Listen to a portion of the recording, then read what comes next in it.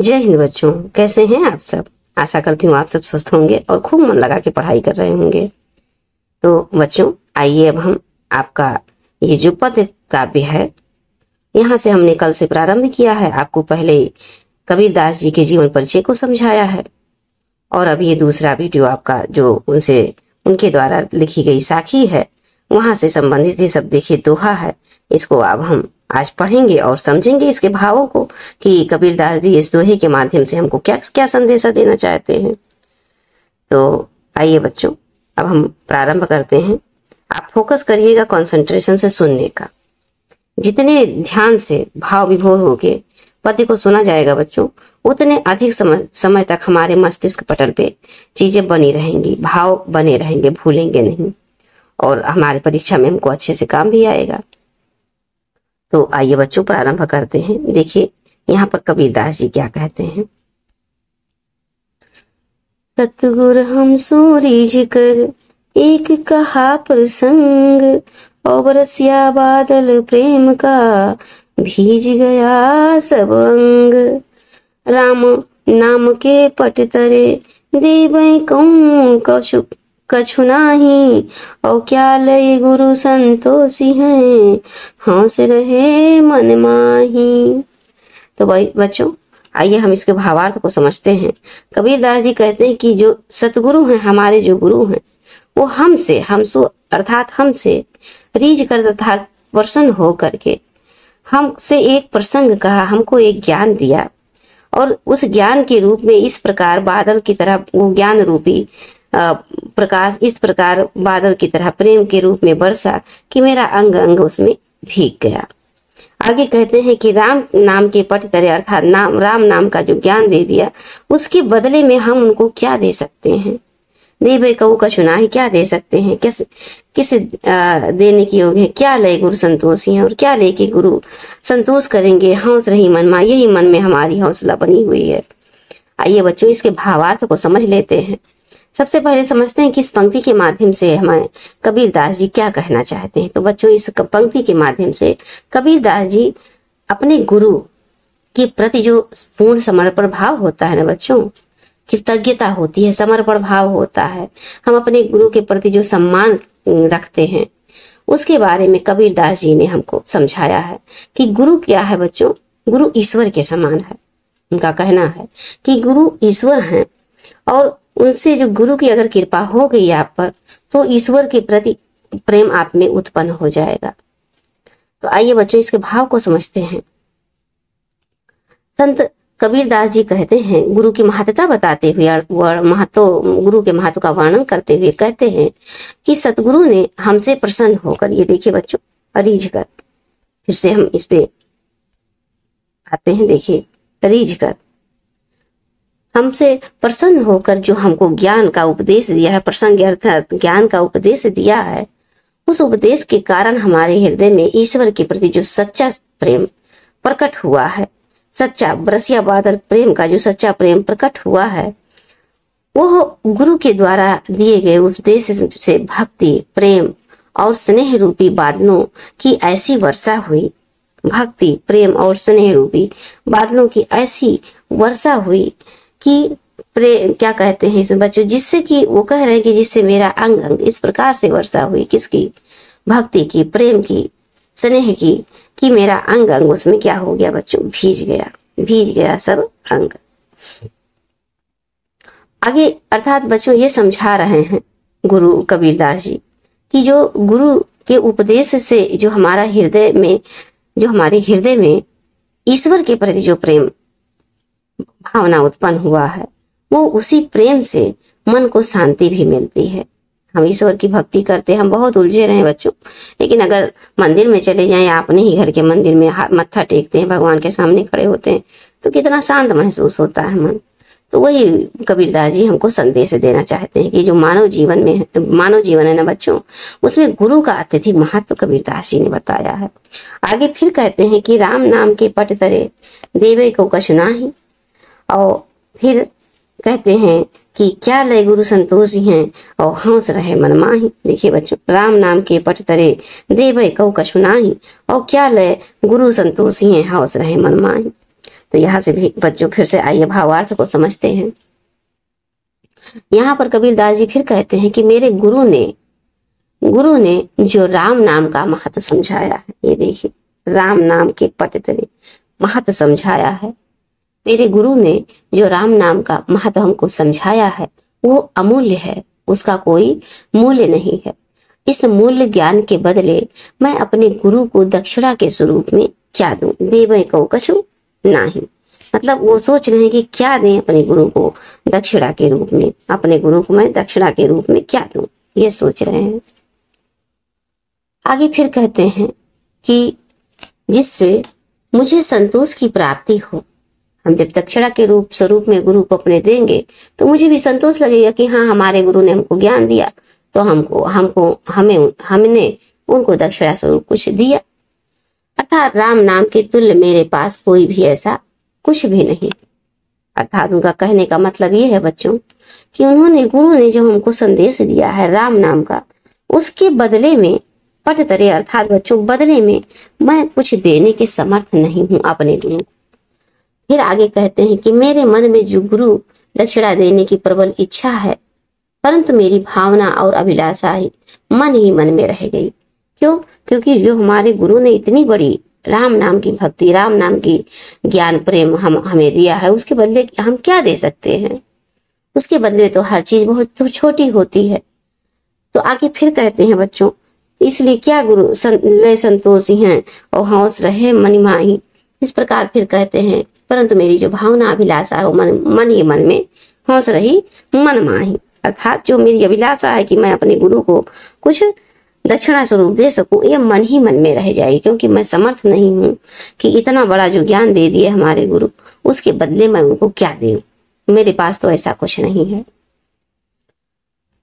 अर्थात बच्चों, क्योंकि ज्ञान से बड़ी मूल्यवान वस्तु इस जग में कुछ भी नहीं है, ऐसा कबीरदास जी कहते हैं।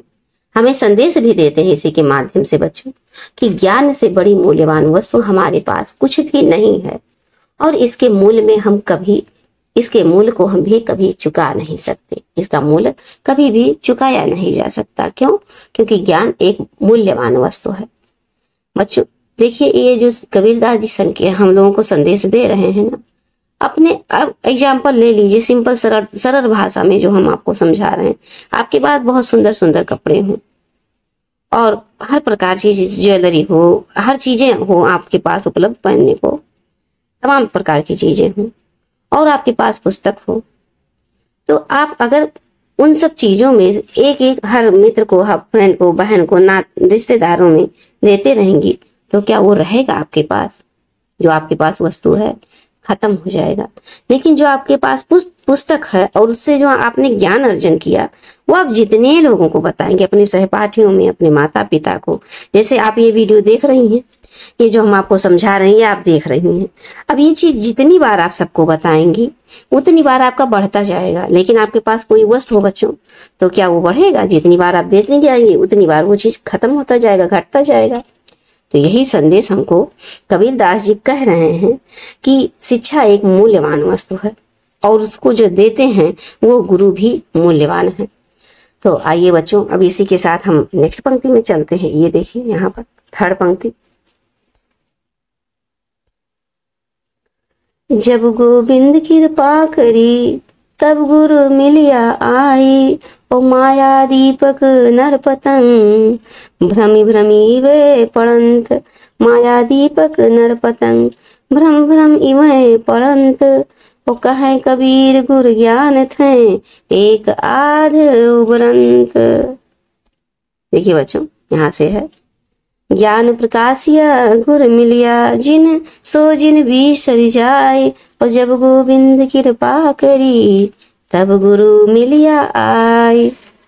और माया दीपक नर पतंग भ्रम भ्रम इवे पड़ंत।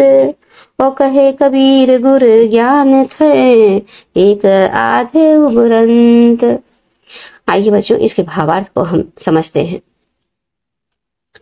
यहाँ पर कबीरदास जी क्या कहते हैं?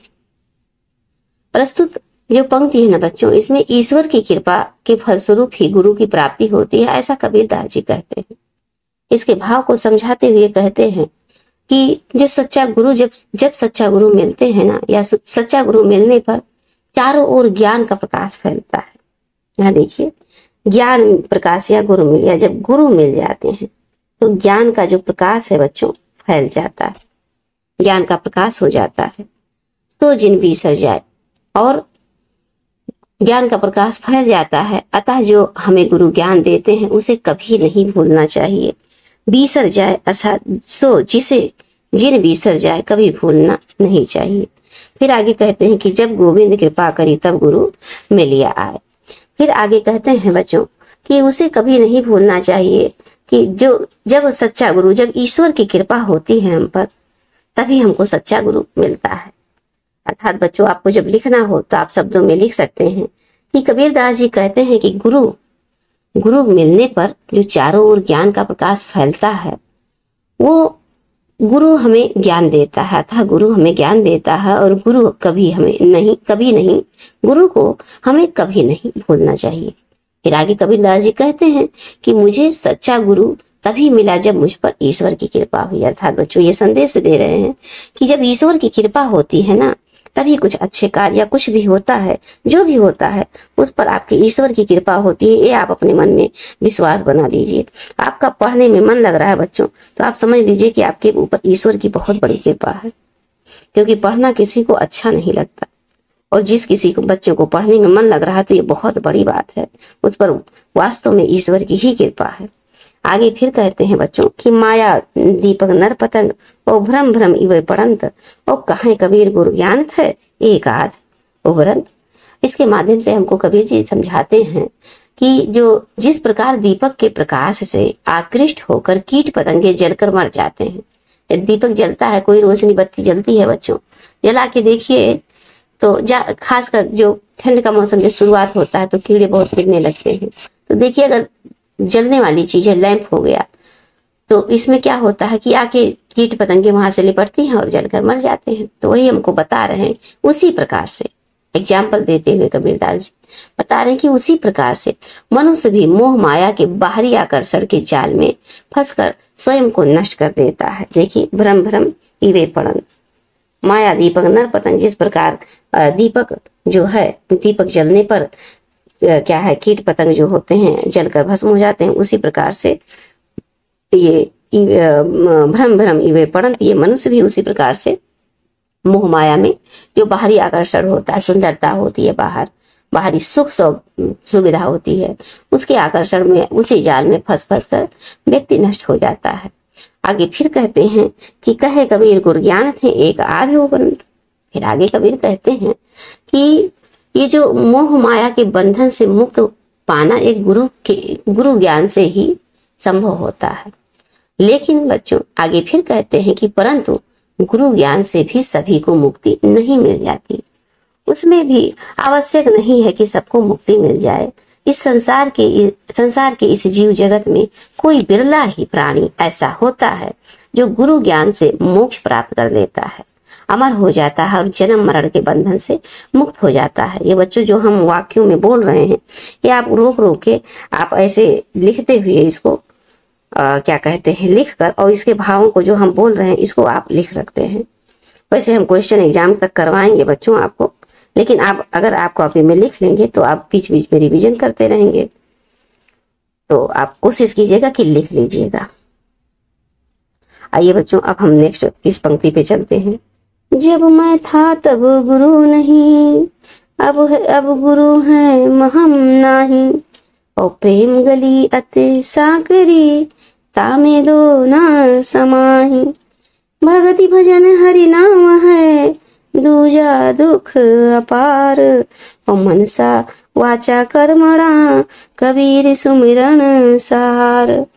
आइए बच्चों, ये 5 और 6 के भावों को हम समझ लेते हैं। इसमें कबीरदास जी ने बताया है कि गुरु की प्राप्ति होने पर जो अहंकार, बताते हैं कि गुरु की प्राप्ति होने पर अहंकार स्वतः ही समाप्त हो जाते हैं। व्यक्ति के अंदर जो गुरु और घमंड होता है, अगर गुरु, सच्चे गुरु उनको मिल जाए तो उनके अंदर की ये भावनाएं स्वतः समाप्त हो जाती हैं। इस पंक्ति के माध्यम से समझाते हैं। आगे कबीरदास जी कहते हैं कि मेरे मन में मैं की जो भावना थी, जब मैं था, ये देखिए, जब मैं था तब गुरु नहीं थे, तब गुरु हमको नहीं मिले। और अब जब गुरु मिल गए हैं हमको, तो हमारे अंदर अहम की भावना, मैं की भावना, हम की भावना चली गई। फिर आगे कहते हैं कि प्रेम गली अतिशय करी। ये जो प्रेम की गली है बच्चों, ये बड़ी ही सख्त है, बड़ी ही पतली दुबली है। इसमें दो चीजें, अर्थात इसके प्रति जो श्रद्धा भाव, या तो श्रद्धा भाव गुरु के प्रति रह सकता है, या तो आपका मेरा अहंकार ही रह सकता है। इसीलिए कबीरदास जी कहते हैं कि अहंकार विद्यमान जब रहेगा तो उसमें गुरु की भक्ति प्रवेश नहीं कर सकती, और जब उसमें गुरु का ज्ञान समाहित हो जाएगा तो फिर अहंकार के लिए कोई स्थान नहीं रह जाएगा। तो बच्चों इस प्रकार से, आइए बच्चों थोड़ा सा क्वेश्चन भी हम समझ लेते हैं, इसमें क्या क्वेश्चन बन सकता है आपको परीक्षा में।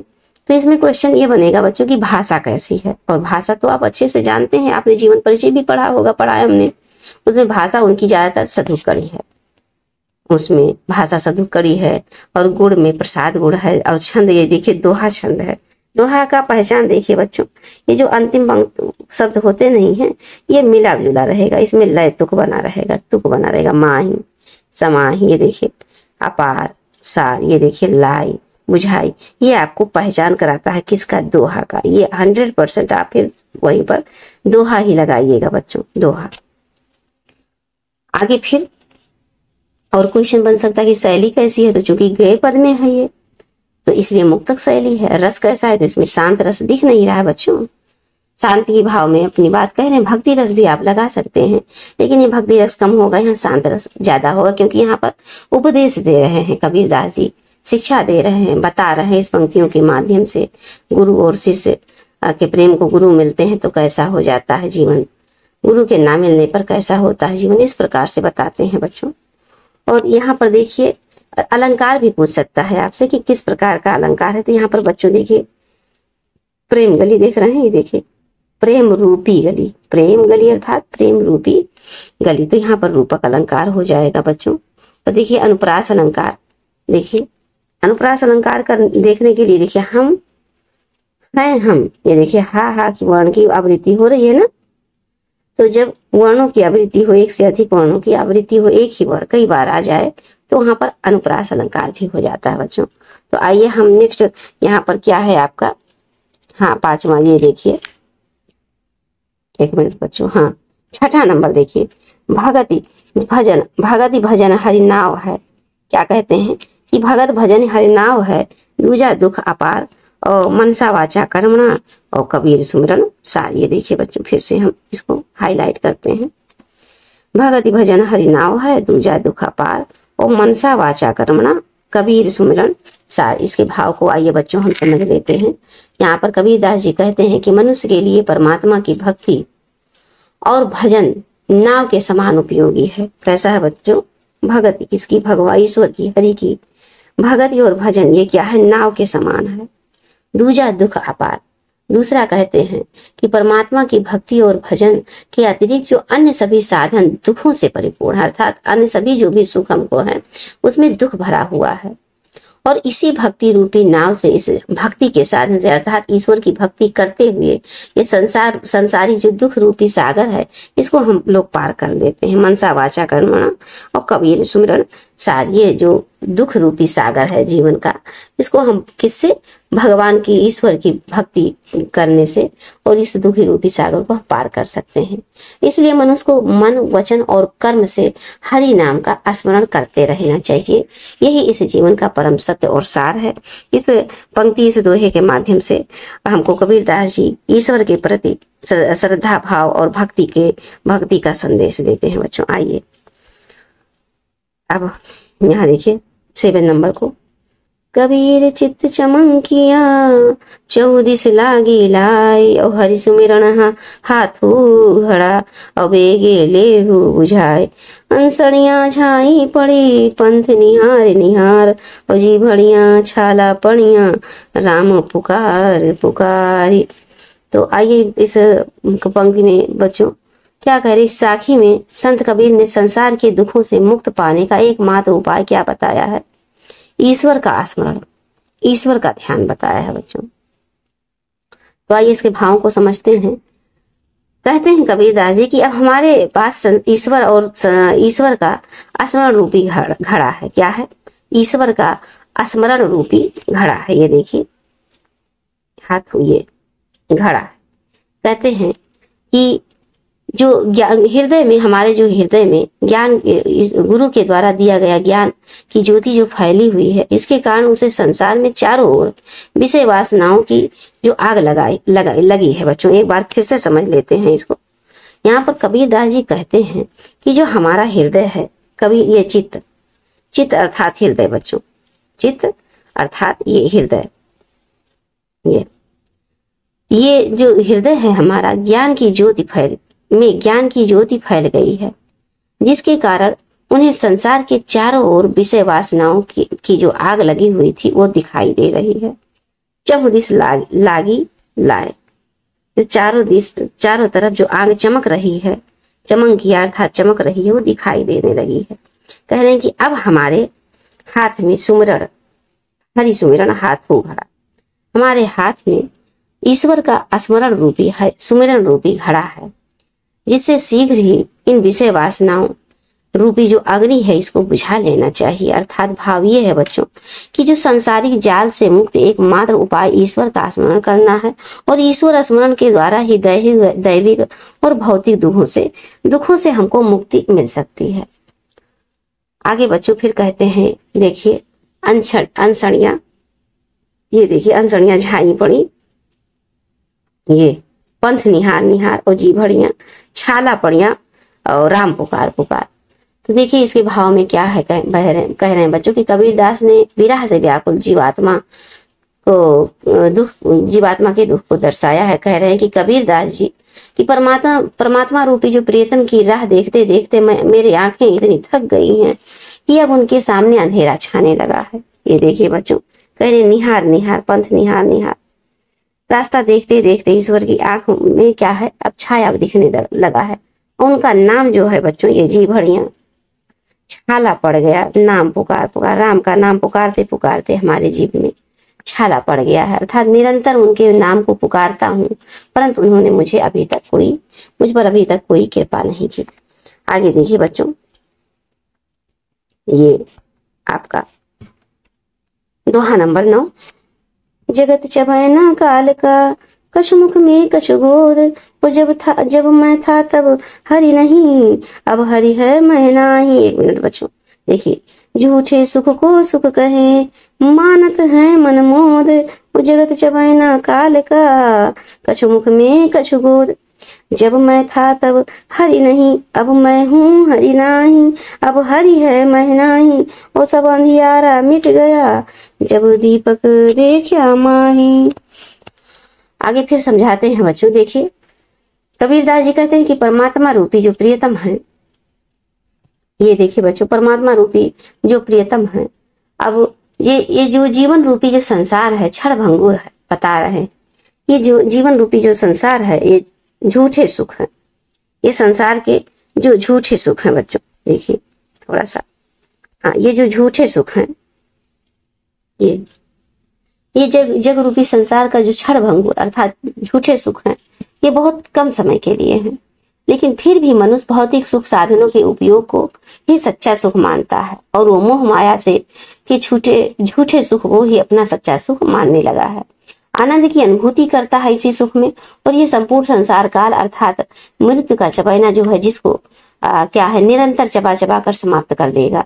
ये जो संसार का क्या है बच्चों, काल जो है ये निरंतर चबा कर समाप्त कर देगा। आगे पीछे जो सुख है किसको समाप्त कर देगा, ये आनंद जो है, ये जो सुख है झूठी जो मोह माया है संसार का, इसको समाप्त कर देगा।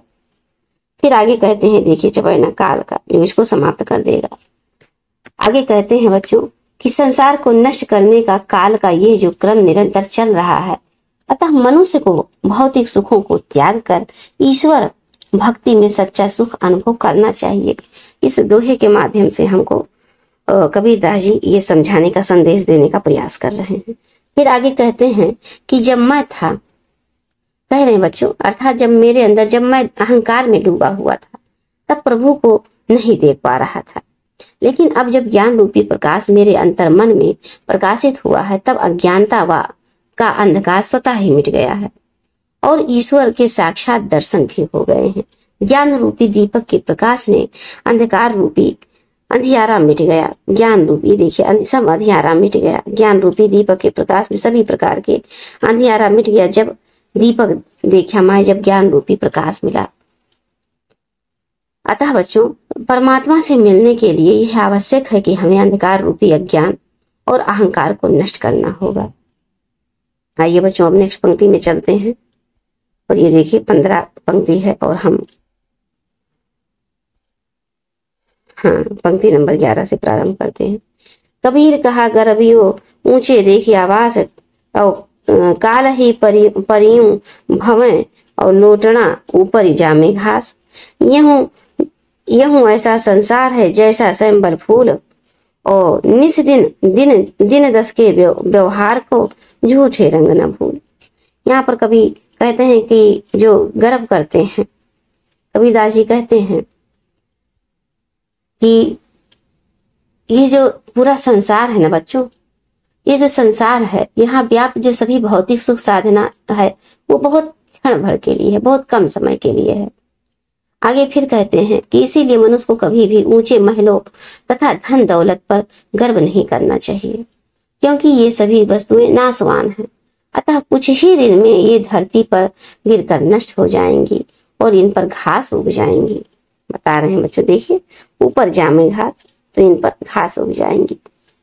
कुछ ही काली ऊपरी भय लोटना, ये जमीन में लोट जाएंगे अर्थात गिर जाएंगे और इस पर घास लग जाएगी। आगे फिर कहते हैं कि यह जो संसार सेमल के फूल के समान है। ये देखिए बच्चों, सेमल फूल एक प्रकार का लाल रंग का आकर्षित करने वाला पुष्प होता है। इसको देखने से बड़ा ही सुंदर आकर्षण लगता है। तो उसी की तुलना देते हुए कह रहे हैं कि सेम्बल फूल के समान दिखाई पड़ रहा है कौन? ये पूरा संसार। सेम्बल फूल बताया बच्चों आपको लाल रंग का होता है और फिर कह रहे हैं कि सबको आकर्षित कर लेता है, सुंदर होता है, परंतु यह आकर्षण अधिक समय तक नहीं रहता, क्योंकि ये तो जल्द ही नष्ट हो जाती है। कौन? सेम्बल फूल। ये सेम्बल फूल जल्द ही नष्ट हो जाती है। और ये देखिए ना, दिन 10 का व्यवहार है, अर्थात ये 10 ही दिनों में नष्ट हो जाती है और इसमें कोई फल भी नहीं लगता जिसे खाने योग्य हो, क्योंकि उसमें कोई रुई भरी होती है बच्चों सेम्बल के फूल में। और कबीरदास जी कहते हैं कि हे मनुष्य, तो सेम्बल के पुष्प की भांति आकर्षण संसार के मुंह में मत पड़।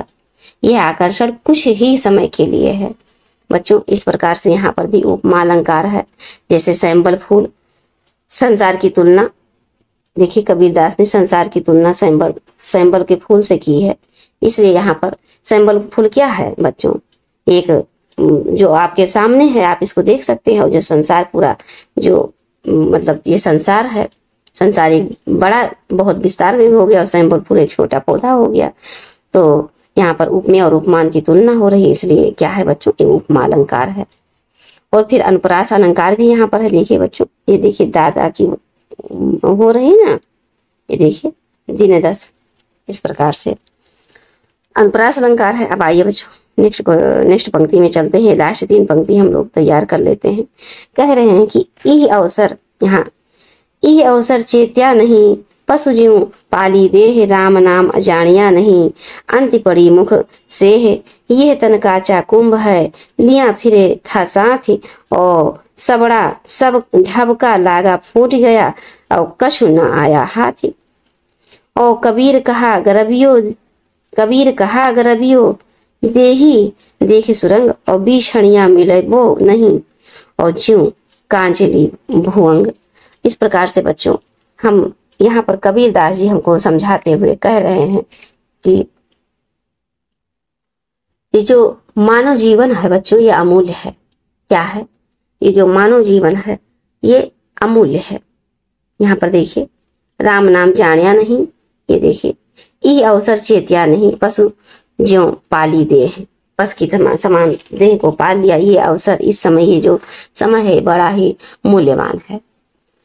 और फिर आगे कहते हैं, अर्थात अत्यंत कठिनाई से मिलता है ये शरीर। मानव का जो शरीर है बच्चों, अत्यंत कठिनाई से मिलता है, और इस जीवन की प्राप्ति मनुष्य के लिए एक अवसर है। समझ लीजिए, ये जो मनुष्य का शरीर मिला है ना बच्चों, एक बहुत बड़ा अवसर है हमारे पास ईश्वर की भक्ति करने का। अतः मनुष्य को इस जीवन का महत्व समझना चाहिए। आगे कहते हैं, राम नाम जानिया नहीं, जीवन का महत्व समझना चाहिए तथा अपना मन प्रभु स्मरण में लगाना चाहिए। यदि हम अज्ञानी बने रहे तो पशु की भांति भौतिक आवश्यकताओं की पूर्ति में लगे रहेंगे और अंत में प्रभु भक्ति के बिना मनुष्य के मुंह में धूल ही पड़ी रहेगी, अर्थात उसे सब धिक्कारेंगे।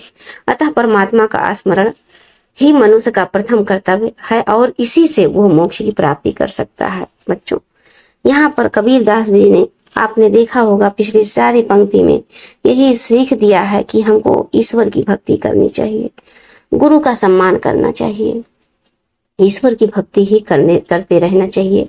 यही हर पंक्ति में हमको कबीर दास जी समझाते हैं। देखिए, आइए नेक्स्ट पंक्ति में भी देखिए, यह तन काचा कुंभ का लिया फिरे था साथ और सबका लागा, फूट गया ढबका लागा, फूट गया कछ न आया हाथ।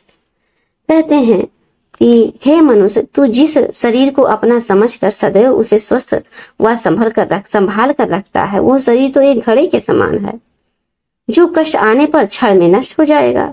जिस प्रकार मिट्टी का घड़ा जरा सी ठोकर लगने पर टूट जाता है, उसी प्रकार तुम्हारा यह शरीर भी है, क्षण भर में नष्ट हो जाएगा। इसलिए अपने शरीर का मुंह त्याग कर ईश्वर का ध्यान करो।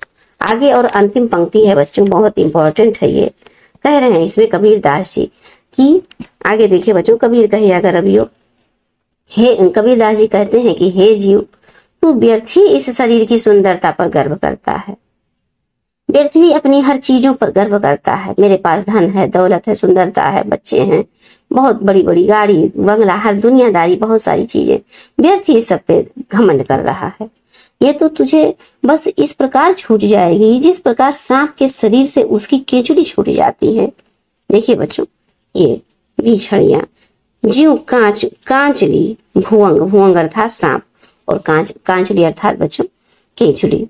तो जिस प्रकार क्या कहते हैं, सांप के केचुली छूट जाता है, उसी प्रकार ये सब छूट जाएगा तेरे हाथ से, जो पुनः शरीर पर नहीं चढ़ती है और जो पुनः दोबारा तुझे नहीं मिलेगी। उसी अवस्था को ढलने के बाद, ये जो तुम्हारी अवस्था है, सुंदरता है, सब ढलने के बाद सब समाप्त हो जाएगा, दोबारा सुंदरता नहीं आएगी। कवि का तात्पर्य है बच्चों कि इस भौतिक संसार में केवल ईश्वर ही शाश्वत है, सत्य है, अतः उसी को पाने का प्रयत्न करना चाहिए। तो ये हमको पूरा विश्वास है बच्चों कि आपको ये सब पंक्ति जो है ना, दोहा समझ में अच्छे से आया होगा। आप इसको वीडियो को एक बार दो बार सुनिएगा और उसके बाद में फिर वीडियो थोड़ा फास्ट मोड करके सुन लीजिएगा, कम समय में, जैसे बीच बीच में रिवाइज करना है ना बच्चों, और भी विषय हैं, उससे और हम आगे इसको प्लेलिस्ट में डालते जाएंगे। तो जिस रोजाना वीडियो आपको एक दो वीडियो मिलता रहेगा। क्लास 9 का बच्चों आपको 2 वीडियो मिलेगा पर डे, एक तो गद्य साहित्य मिलेगा और एक पद्य साहित्य से ये देखिए, पहला हमने आपसे शुरू किया है कबीरदास की साखी से, और गद्य साहित्य का इतिहास से हमने प्रारंभ किया है, आपने देखा होगा। ये सब आपके प्लेलिस्ट में अलग अलग सब पड़े रहेंगे, गद्य साहित्य का अलग रहेगा, पद्य का अलग रहेगा। आप जहां पर प्लेलिस्ट में जाएंगे पूरा वीडियो शुरू से अंत तक देख लेंगे। तो इस प्रकार से बच्चों आपको ये भाव कबीरदास का बहुत समझ में आया होगा और आपने इसे सीखा भी होगा, अपने जीवन में उतारेंगे भी कि हमें अपने गुरु का मान सम्मान करना चाहिए और ईश्वर की भक्ति करनी चाहिए। अपने किसी भी चीज पे कोई घमंड गुमान नहीं करना चाहिए, सबका सम्मान करना चाहिए, छोटे हों या बड़े हों, सभी का सम्मान करना चाहिए, सबकी वैल्यू करनी चाहिए। तो इस प्रकार से बच्चों अब हम अपनी वाणी को विराम कर देते हैं और मिलते हैं नेक्स्ट क्लास में। ये इससे संबंधित अब नेक्स्ट क्लास में हम क्वेश्चन आंसर कराएंगे बच्चों, ताकि आपको पता चले कि इसमें किस प्रकार से क्वेश्चन बनेंगे। तो आइए बच्चों, अब हम मिलते हैं नेक्स्ट क्लास में। जय हिंद बच्चों।